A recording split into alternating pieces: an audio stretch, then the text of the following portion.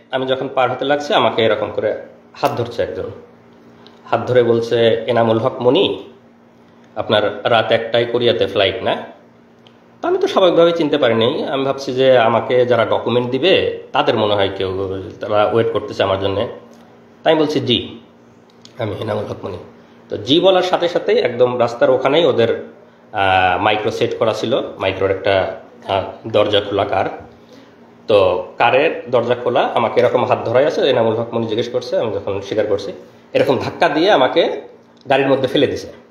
আর ভেতরে 2-3 জন ছিল, ভেতরে 2-3 জন আমাকে এরকম করে ধরে ভিতরে টান দিয়ে ঢুকাই নিছে। তো আমি চিল্লাচ্ছি, আপনারা কারা, আপনারা কারা, আমাকে নিয়ে যাচ্ছে। মানে আধা মিনিট থেকে 1 মিনিট, আধা মিনিট থেকে 1 মিনিটের মধ্যে এরকম আমাকে ধরে ভিতরে ধাক্কা দিয়ে ফেলে দিছে, আর ভিতর থেকে কয়েকজন টান দিয়ে ঢুকাই নিছে। তো আমি কথা বলারও খুব বেশি সময় পাইনি, মানে ওখানকার মানুষজন একটু বুঝতেছে।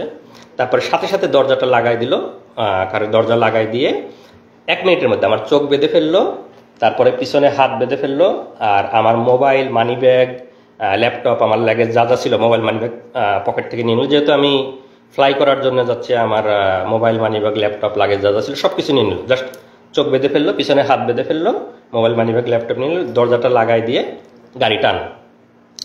তো স্বাভাবিকভাবেই তো আমি আতঙ্কিত, যে কেউ আতঙ্কিত হবে সেই মুহূর্তে। তো আমি, মানে কি হয়েছে, মানে তখন আমি বুঝে উঠতেই সময় লাগতেছে যে কি হলো, কি হচ্ছে।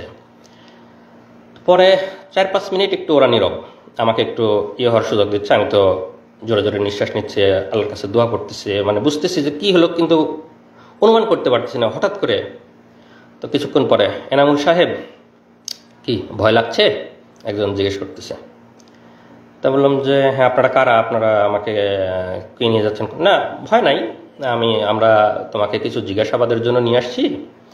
তুমি তো হয়তো বুঝতে পারছো যে আমরা কারা, তো তোমাকে কিছু জিজ্ঞাসাবাদ করব। তোমার তো আবার রাতে ফ্লাইট আছে, তোমাকে আমরা এয়ারপোর্টে ড্রপ করে দিয়ে আসতে হবে। তো আমরা কিছু কথা জিজ্ঞেস করব, তুমি দ্রুত উত্তর দাও, তাহলে আমরা তোমাকে দ্রুত এয়ারপোর্টে দিয়ে আসতে পারবো। মানে আমাকে পুশ করতেছে যাতে আমি দ্রুত বললি, তারা আমাকে প্রলোভন দেখাচ্ছে।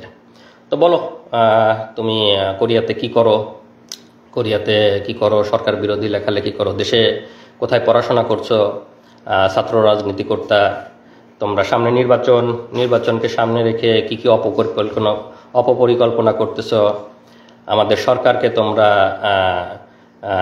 ইয়ে করার চেষ্টা করতেছো, সরকারকে ডিফিট করার চেষ্টা করতেছো, অনলাইনে তোমরা অনেকভাবে চেষ্টা করতেছো, লেখালেখি করতেছো, বলো কি কি করতা ছাত্র জীবনে, কোরিয়াতে কি কি করো, এগুলো বলো। আর আমার মোবাইল তো ওদের কাছে, আমার ফেসবুক, মেসেঞ্জার, তারপরে জিমেইল, যত চ্যাটই আছে সবগুলো ঘাটতেছে, কন্ট্যাক্ট লিস্ট, কল লিস্ট ঘাটতেছে, আমাকে জিজ্ঞাসাবাদ করতেছে। তা আমি আমার স্টুডেন্ট লাইফ থেকে বলতেছি যে আমি এরকম বাংলাদেশ কৃষি বিশ্ববিদ্যালয়ে পড়তাম, আমি ভেটেরিনারিতে অনার্স করছি, মাইক্রোবায়োলজিতে মাস্টার্স করছি, তারপরে আমি কোরিয়াতে আসছি, আমি পিএইচডি করছি, পিএইচডি শেষে আসছিলাম। আমি আমার মতো করে আমার ছাত্র জীবন, আমার সব কিছু বর্ণনা, না আরও কিছু আছে, আরও কিছু আছে, আরও বলো, মানে পুশ করতেছে এরকম। তো বারে বারে আমি আমার মতো করে বলার চেষ্টা করতেছি, না তুমি এভাবে বললে তো ইনফরমেশন আমরা পাচ্ছি না। তারপরে আরও তারেক জিয়া বা বড় বড় জায়গায় কানেকশন, তারা আমাকে এরকম মনে করছে, বড় বড় জায়গায় কানেকশন আছে আমার, ওরকম বলো, আরও কিছু বলো, তুমি এরকম হলে কিন্তু ফ্লাইট মিস হবে, আমাদেরকে আবার দিয়ে আসতে হবে। তারপরেও আমি আমার মতো বলতেছি, মাঝে মাঝে ভয় লাগতেছে, আবার একটু ইয়ে হয়ে যাচ্ছে। তো পরে বললো যে এই, ওরা একজন আবার আরেকজনকে ফোন দিচ্ছে, এই একটু এয়ারপোর্টে ফোন দাও তো, এনা একটা যাত্রীর একটু দেরি হবে, তো তাকে আমরা দিয়ে আসবো। আমাকে মানে চোখ বাঁধা অবস্থা আমি শুনতেছি আর কি। তো বলছে না, বলে আমরা এয়ারপোর্টে ফোন দিছি, তোমাকে আমরা দিয়ে আসবো, একটু দেরি হবে, তুমি বলো, তুমি আমাদেরকে বলতে থাকো। তো এইভাবে আমি বলতে বলতে, না ঠিক আছে, তোমার মনে হয় আজকে যাওয়া হবে না, চলো আমাদের সাথে চলো, আমরা তোমাকে কালকে দিয়ে আসবো, কালকে তোমাকে এয়ারপোর্টে দিয়ে আসবো। পরে আমাকে চোখ বাঁধা অবস্থায় ওদের প্রায় 1 ঘন্টা মতো ড্রাইভ করে নিয়ে গেল ওদের অফিসে। তো নিয়ে যাওয়ার পরে আমাকে হাত ধরে সিঁড়ি দিয়ে উপরে তুলতেছে, বলতেছে ভাই সিঁড়ি আস্তে আস্তে উপরে, আমাকে বোঝাচ্ছে আর কি। তা আমি সিঁড়ি আস্তে আস্তে, চোখ বাঁধা সব কিছু। তো মনে হয় 3 তলাতে নিয়ে গেল আমাকে, চোখ বাঁধা অবস্থায় 3 তলাতে নিয়ে গেল। ওখানে নিয়ে গিয়ে চেয়ারে বসালো।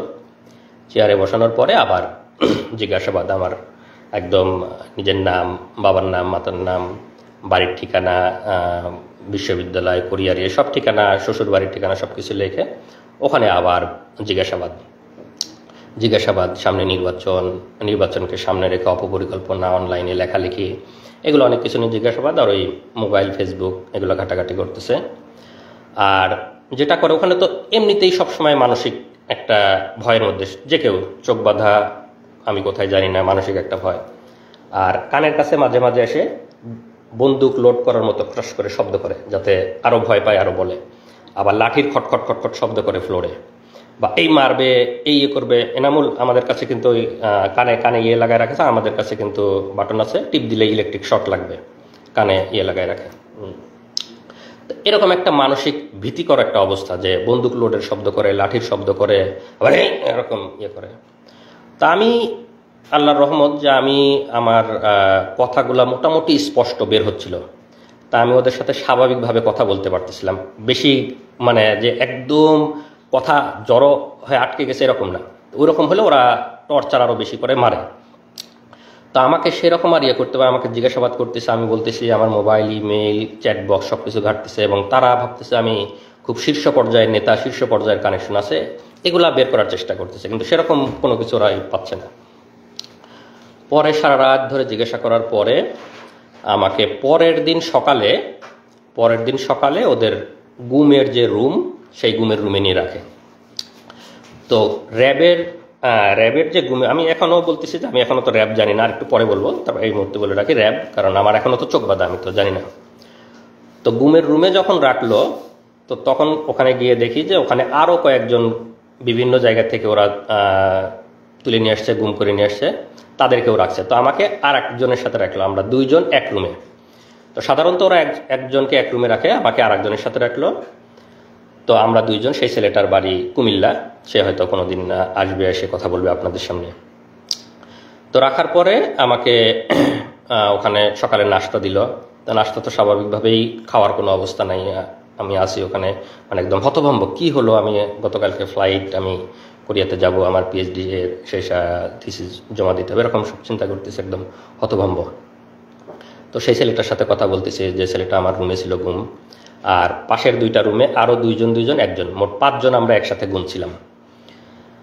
তো এই অবস্থায় আমি খুবই তো চিন্তিত, আপনারা স্বাভাবিকভাবে বুঝতে পারছেন আমার মানসিক অবস্থা। আমি আমার ফ্যামিলি, আমার বউ, আমার বাচ্চা তখন 2.5 বছর বয়স, সবাইকে নিয়ে চিন্তা করতেছি। তো আমার মানে আমি কোনোভাবে মানে চেষ্টা করতেছি যে আমার ফ্যামিলিকে যদি একটু জানাইতে পারতাম যে আমি অন্তত বেঁচে আছি, বা আমি তো স্বাভাবিক যে আমি যে গতকালকে কোরিয়াতে যাই নাই, আমার ফ্যামিলি কিভাবে চিন্তা করতেছে, কান্না করতেছে, সেটা তো আমি ওখান থেকে বুঝতে পারতেছি, কিন্তু আমি তো তাদের কাছে পৌঁছাইতে পারতেছি না, কোনোভাবে জানাইতে পারতেছি না। তো সামনে যারা গার্ড দেয়, তখন আমার যখন গুমের রুমে দিছে, রুমের মধ্যে রাখছে, তখন আমার চোখ খুলে দিছে। তো চোখ খুলে দেওয়ার পরে সামনে মানে রডের দরজা, আর সামনে আর একটা সলিড দরজা থাকে। তো রডের দরজা লাগাই দিলে সামনে যারা নিরাপত্তা কর্মী থাকে তাদের দেখা যায়, আর মানে সলিড দরজাটা লাগাই দিলে দেখা যায় না। তো ওরা রডের দরজাটা লাগাই রাখছে, সামনে যারা নিরাপত্তা রক্ষী যারা হাঁটতেছে তাদেরকে দেখা যাচ্ছে।